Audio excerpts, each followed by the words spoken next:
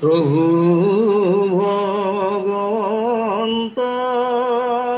অনন্ত ঈশ্বৰ প্ৰপন্ন জনতাৰ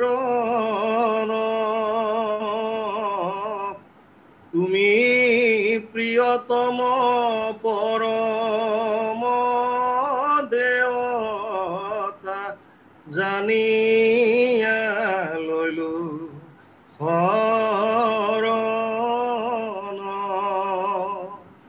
তুমি প্ৰিয়তম পৰম দেৱতা জানিয়া লইলো শৰণ। কৃষ্ণ জয় গুৰু শঙ্কৰ সৰ্বগুণাকৰ যাকেৰি নাহিকে উপাম তোহাৰি চৰণকো ৰেণু শত কৌটি বাৰেক কৰহো প্ৰণাম তোহাৰি চৰণকো ৰেণু শত কৌটি বাৰেক কৰহো প্ৰণাম।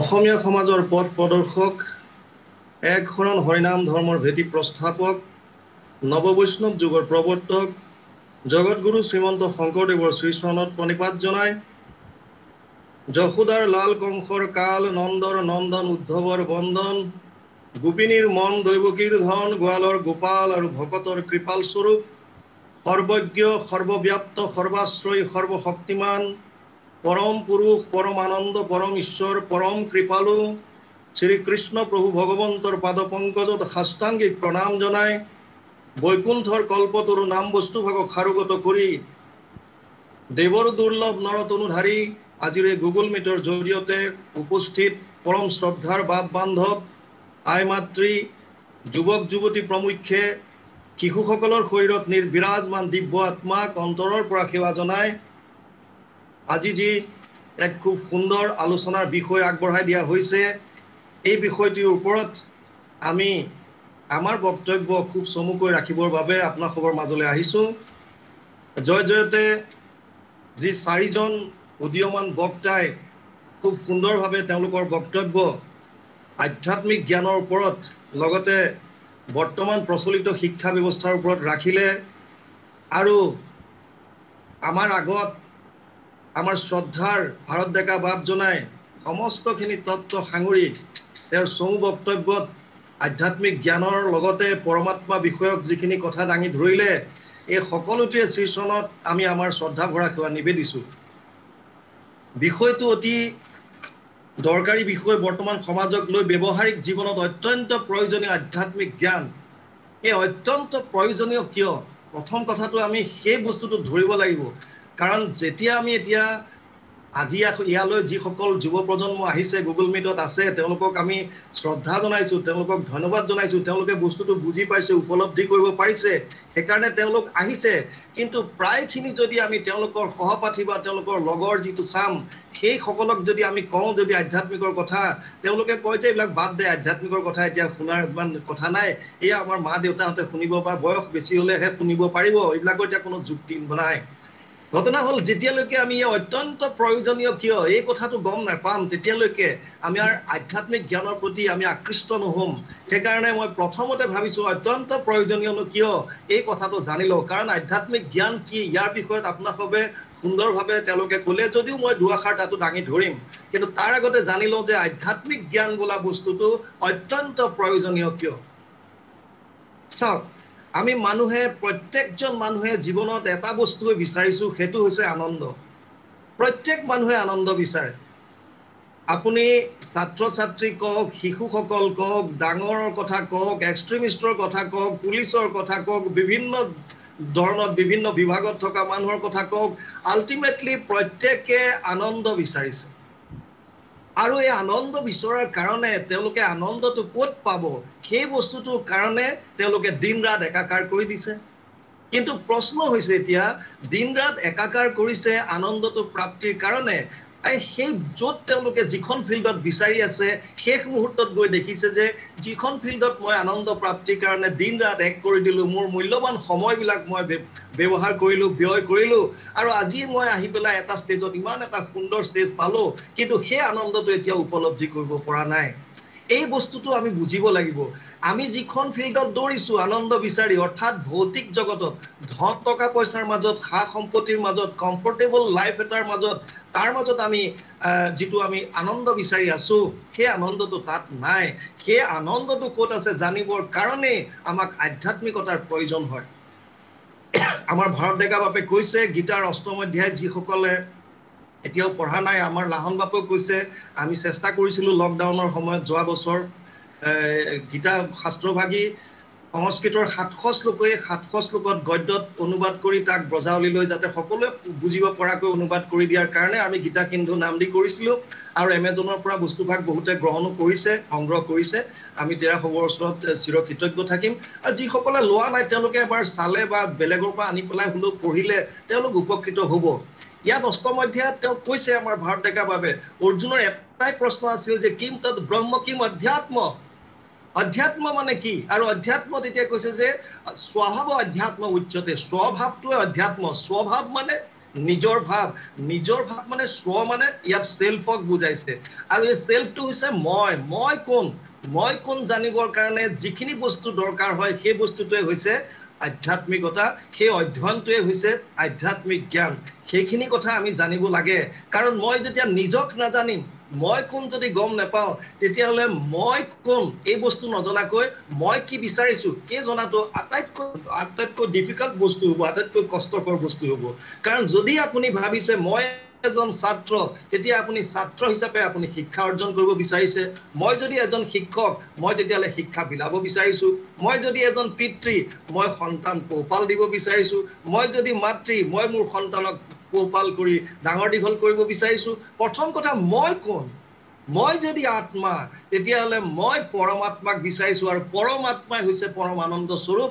গতিকে এই কথাটো জানিবৰ কাৰণে আধ্যাত্মিকতাৰ প্ৰয়োজন হয় আৰু যেতিয়া আমি এই বস্তুটো জানিম তেতিয়া আমি গম পাম যে আধ্যাত্মিক জ্ঞানটো লোৱাৰ লগে লগে তিনটা বস্তুত আমাৰ পিউৰিটি আহিব আৰু এই তিনটা বস্তুৱে আমাক পৰম আনন্দৰ ফাললৈ লৈ যাব এই তিনটা বস্তু হৈছে পিউৰিটি ইন থট আপোনাৰ বিচাৰৰ শুদ্ধতা বা পবিত্ৰতা প্ৰথম বস্তু আধ্যাত্মিকতাত যদি আপুনি আহিব যেতিয়া আপুনি আপোনাক নিজক চিনিবৰ কাৰণে চাওক জ্ঞান আমাৰ মূলত 4 ধৰণৰ আহে ফাৰ্ষ্ট দুটা যিটো আছে ইন্দ্ৰিয়বোধ আৰু বিশ্লেষণৰ দ্বাৰা ইন্দ্ৰিয়বোধ মানে আমাৰ 5টা জ্ঞানেন্দ্ৰিয়ৰ দ্বাৰা আমি জ্ঞান আহৰণ কৰোঁ চকুৰ দ্বাৰা আমি কৰোঁ কাণৰ পৰা শুনি পেলাই কৰোঁ গোন্ধ লৈ পেলাই কৰোঁ আমি স্পৰ্শ কৰি পেলাই কৰোঁ আৰু সোৱাদ লৈ পেলাই কৰোঁ এই 5টা আমাৰ জ্ঞানেন্দ্ৰিয় আছে 5টা জ্ঞানেন্দ্ৰিয়ৰ দ্বাৰা আমি যেতিয়া জ্ঞান আহৰণ কৰোঁ এইটো হৈছে ইন্দ্ৰিয়বোধ তাৰপিছত আমি ইণ্টেলেক্টৰ দ্বাৰা আমি তাক বিশ্লেষণ কৰি পেলাই কিছুমান আমি জ্ঞান অৰ্জন কৰোঁ এইটো হৈছে বিশ্লেষণৰ দ্বাৰা বুলি কোৱা হয় এই দুটা বস্তুক জেনেৰেলি শিক্ষা বুলি কৈছে তাৰ পিছত যি দুটা বস্তু আহিছে জ্ঞান অৰ্জন কৰাৰ এইটো থাৰ্ড নম্বৰৰ যিটো পইণ্ট আছে সেইটো হৈছে অন্তৰ চেতনা অন্তৰ্মুখী ইনটিউচন যিটো কয় আমি নিজৰ মাজত সোমাব লাগিব নিজক জানিবলৈ চেষ্টা কৰিব লাগিব এই অন্তৰ চেতনা অন্তৰ্মুখী যিটো হোৱা তাৰ পিছত আমি যিটো বস্তু উপলব্ধি কৰিব পাৰিম চতুৰ্থটো হৈছে একাত্মতা ফ'কাস্ট কৰিব লাগিব কিহত ফ'কাস্ট কৰিম আমি আমাৰ অন্তৰাত্মাৰ ভিতৰত আমাৰ নিজক প্ৰথমতে আমি নিজক জানো মই কোন যদি জানি লওঁ তেতিয়া মই গম পাম যে মই কি বিচাৰিছো আমি সেই কথাখিনি জানিবৰ কাৰণে আধ্যাত্মিক জ্ঞান লাগিব আধ্যাত্মিক জ্ঞানক আপুনি যেতিয়া কোচ বিচাৰ কৰিব তেতিয়া তিনটা বস্তুৰ আপোনাৰ ওপৰত আহি যাব শুদ্ধতা প্ৰথম হৈছে আপোনাৰ বিচাৰৰ শুদ্ধতা আহিব আটাইতকৈ ডাঙৰ বস্তু হৈছে বিচাৰৰ শুদ্ধতা সব আজিৰ দিনতে হওক বা যেতিয়াই নহওক কিয় মানুহে আমি কোনো মানুহ কৰ্ম নকৰাকে থাকিব নোৱাৰে নাহি কচ্চিত ক্ষণমপি জাতু তিষ্ঠত্য কৰ্মকৃত কাৰ্যতেহি অৱসু কৰ্ম প্ৰকৃতিৰ গুণে কোনো মানুহে কাম নকৰাকে থাকিব নোৱাৰে সকলো মানুহে কাম কৰি আছে প্ৰতিটো মুহূৰ্তত ইভেন আপোনালোকে যদি ভাবিছে যে আমি শুই থকা সময়তো কাম নকৰো নো টোটালি হেতু নহয় শুই থকা সময়তো আপোনাৰ কিছুমান ইন্দ্ৰিয় চলাচল কৰি আছে আপোনালোকৰ কিছুমান বস্তু অটোমেটিক কাম চলি আছে শ্বাস প্ৰশ্বাস আপুনি লৈ আছে ভিতৰত যিমান বিলাক ফাংচন আছে আপোনাৰ আহাৰ হজম কৰাৰ কিবা কৰাৰ সকলো চলি আছে অৰ্থাৎ কৰ্ম চলি আছে কৰ্মটো কেতিয়াও ৰৈ থাকিব নোৱাৰে গতিকে কৰ্ম যেতিয়া আমি কৰি থাকো আৰু কৰ্ম কৰাৰ আমাৰ যিকিটা মনৰ যিকিটা 4টা অৱস্থা আছে এটা জাগ্ৰত এটা স্বপ্ন এটা হৈছে আপোনাৰ গভীৰ নিদ্ৰা আৰু এটা হৈছে সমাধি এই 4টাই মূল বস্তু এতিয়া জাগ্ৰত অৱস্থাত আমি যিখিনি কৰ্ম কৰোঁ যিটো কৰ্ম কৰোঁতে আমি আমাৰ সুস্থ মগজৰে চিন্তা চৰ্চা কৰি কৰ্ম কৰোঁ এই যে বিচাৰটো আমাৰ মনলৈ আহে এই বিচাৰৰ শুদ্ধতাৰ কাৰণে আধ্যাত্মিক জ্ঞানৰ প্ৰয়োজন হয় কাৰণ চাওক আমাৰ মনলৈ যেনেকুৱা চিন্তা আহে যেনেকুৱা ভাৱ আহে তেনেকুৱা আমি একশ্যন কৰোঁ এইটো প্ৰত্যেকৰে আপোনাৰ মনলৈ প্ৰথমতে ভাৱ আহিব, যাৰ যেনেকুৱা ভাৱ তাৰ তেনেকুৱা কৰ্ম। আজি যদি আপোনালোকে ইয়াত আমি এগৰাকী আমাৰ নিউজ চেনেলৰো আছে এঞ্জেলা চাংমাই, বৰ সুন্দৰ তেওঁ বক্তব্য ৰাখিছে, মই তেওঁক এই সুযোগতে আমি নমস্কাৰ জনাইছোঁ। তেওঁলোকে জানে, বিশেষকৈ জানে যে আজিকালি নিউজত মেক্সিমাম আমি নিগেটিভ খবৰে পাওঁ। এই ক'ৰবাত ধৰ্ষণ, ক'ৰবাত লুণ্ঠন, ক'ৰবাত কিবা পজিটিভৰ খবৰবিলাক খুব কমকৈ দি নিগেটিভবিলাক বেছিকৈ দেখুওৱা হৈছে। মই নাজানো কিয়, এইটো কথালৈ মই আগতে 2-4জন এডিটৰৰ সৈতে কথাও পাতিছিলোঁ যে আপোনালোকে এটলিষ্ট মৰ্ণিং ছেশ্যনত চেষ্টা কৰিব যে গাঁও ভূঁইৰ পৰা যিমানবিলাক পজিটিভ খবৰ আছে সেইবিলাক দিয়ক, যোনে যোনে ভাল কাম কৰিছে সেইবিলাক দিয়ক, যাতে মানুহখিনিয়ে পজিটিভ মেণ্টেলিটি এটা ৰাতিপুৱাৰ সময়ত ল'ব পাৰে দিনটো তেওঁলোকে কামত ওলাই যাবলৈ। ৰাতিপুৱাই যদি আমি ধৰ্ষণ, লুণ্ঠন, কিবা কিবি এইবিলাক শুনো, আমাৰ এটা অট'মেটিকেলি নিগেটিভ প্ৰভাৱ এটা আমাৰ মনত পৰে।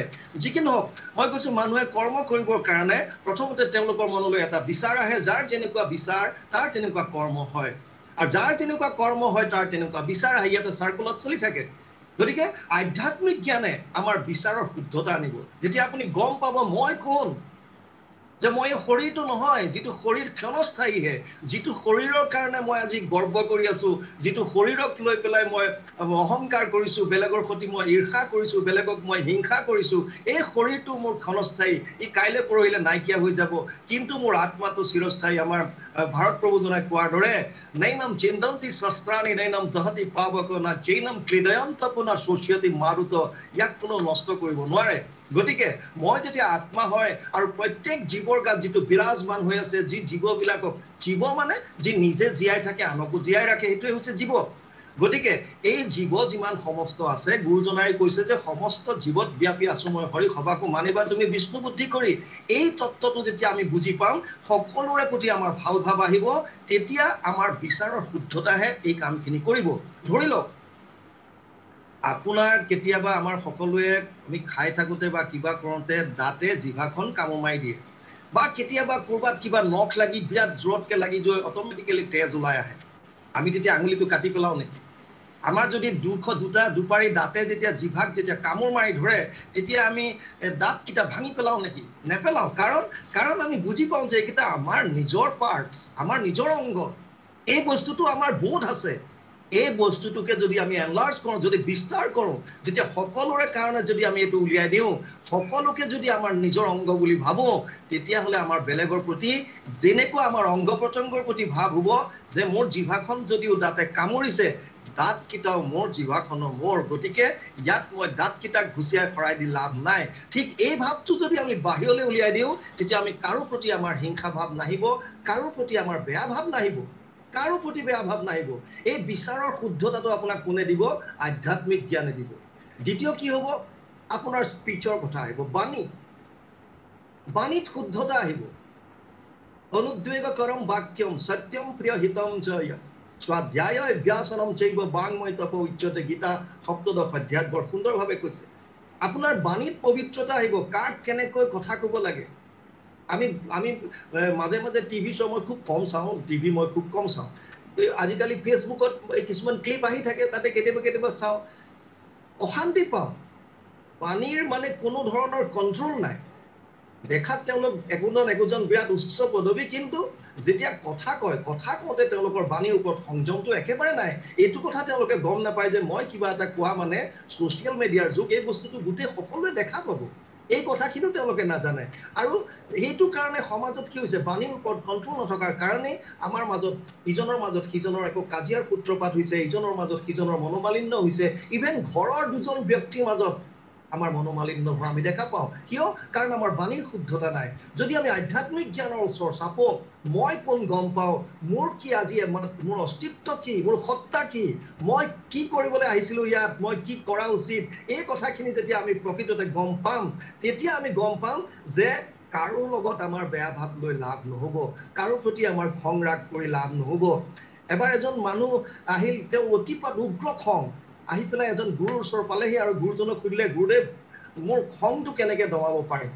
গুৰুজনে লগে লগে বহুৱাই ক'লে, ৰ'বাচোন, তোমাৰ কপালত চাই দেখিছোঁ তুমিতো 1 মাহ মাত্ৰ জীয়াই থাকিবা। কৈছে কি কয় আপুনি? কৈছে একদম সত্য। আজি কিমান তাৰিখ? বোলে আজি 11 তাৰিখ। তেতিয়াহ'লে বোলে তুমি এটা কাম কৰিবা, নেক্সট 11 তাৰিখৰ দিনা নেক্সট মন্থৰ 11 তাৰিখৰ দিনা তোমাৰ মৃত্যু হ'ব। তুমি এটা কাম কৰিবা, সিদিনা ৰাতিপুৱা 9টা বজাত মোৰ ইয়ালৈ আহিব, কাৰণ 10টা বজাত তোমাৰ মৃত্যু আছে। মই চেষ্টা কৰিম কিবা কৰি যদি তোমাক ৰাখিব পাৰোঁ। বছ এই বুলি কৈ তেওঁক পঠিয়াই দিলে।